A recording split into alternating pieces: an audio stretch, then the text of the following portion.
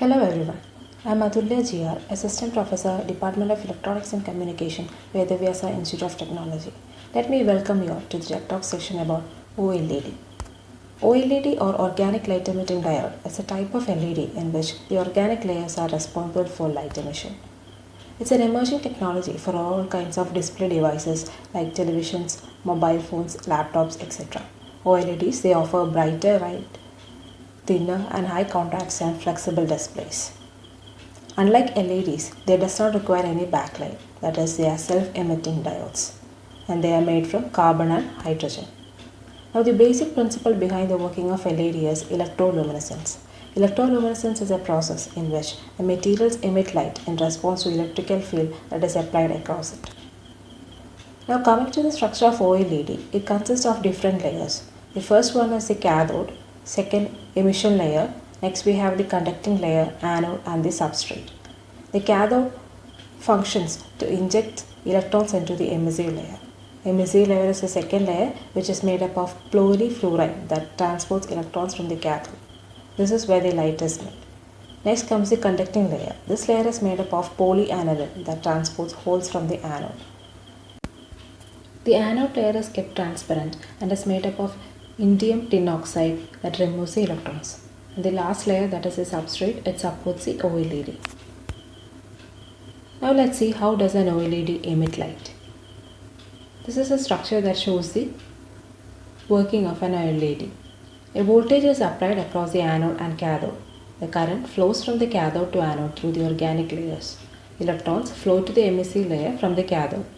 Electrons will be removed from the conducting layer which leaves holes. The holes jumps into the emissive layer and then the electron and hole combine and the light is emitted finally. Now the different types of OLED. There are 6 different types of OLEDs. Passive matrix OLED, active matrix OLED, transparent OLED, top emitting OLED, flexible OLED and white OLED. First, the passive matrix OLED. In passive matrix OLED, the organic layers are between the strips of the cathode and anode. The intersections between them form the pixels. They are easy to make and uses more power. Second type is the active OLED. Full layer. In active matrix OLED, anode overlays a thin film transistor. It requires less power and the refresh rates are higher. Next type of OLED is transparent OLED.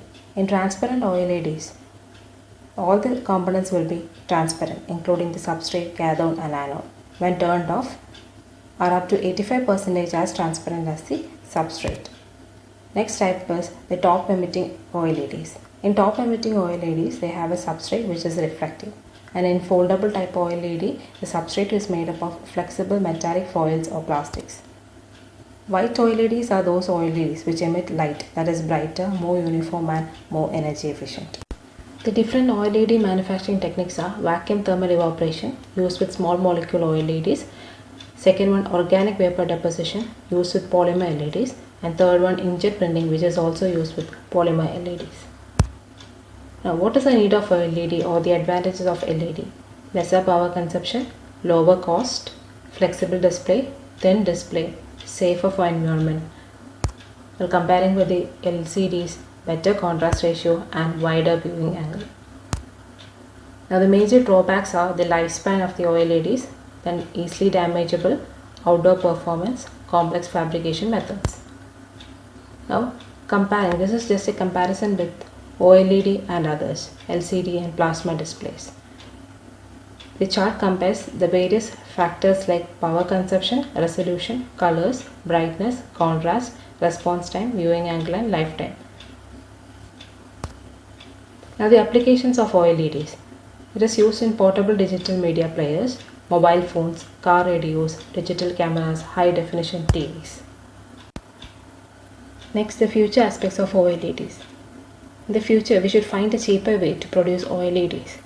We should be able to increase the efficiency of the OLEDs and also the lifespan of OLEDs. Now coming to the conclusion of OLEDs, we can say OLEDs are evolving as the next generation displays.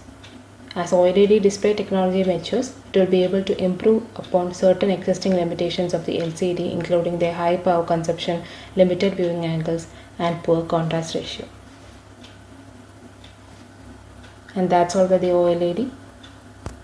Thank you.